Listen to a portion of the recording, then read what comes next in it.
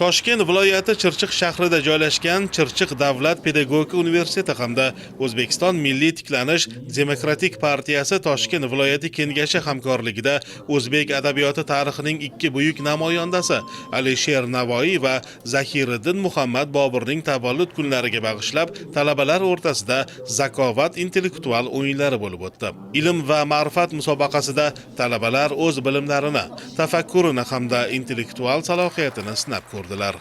Chirchiq davlat pedagogika universiteti talabalari asosan pedagog, ya'ni o'qituvchi bo'lib yetishamiz. Bu degani o'qituvchi har tomonlama yuksak, mukammal bo'lishi kerak.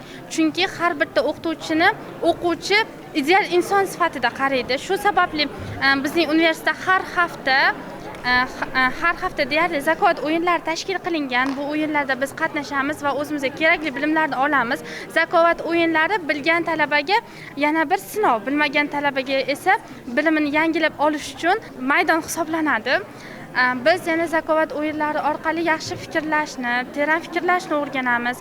Yana zakovat o'yinlari orqali biz jamlikni, guruh bilan ishlashni juda ham yaxshi bajaramiz. Ta'kidlash kerak, Navoiy va Boburning shoh asarlari asosida zakovat o'yinining savollari tuzildi. Ikki buyuk siymo, ikki dahoning 10 kunlik dekadasi davomida turli tadbirlar tashkil etilgan.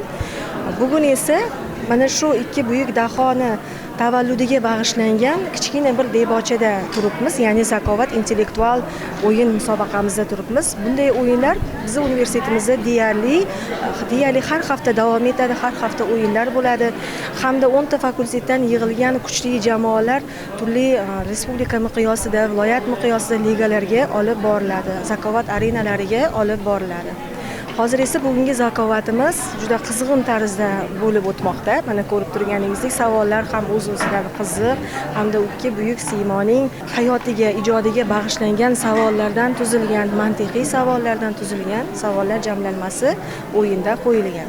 Bu kabi tadbirlar Toshkent viloyatining barcha oliy ta'lim muassasalarida davom etmoqda.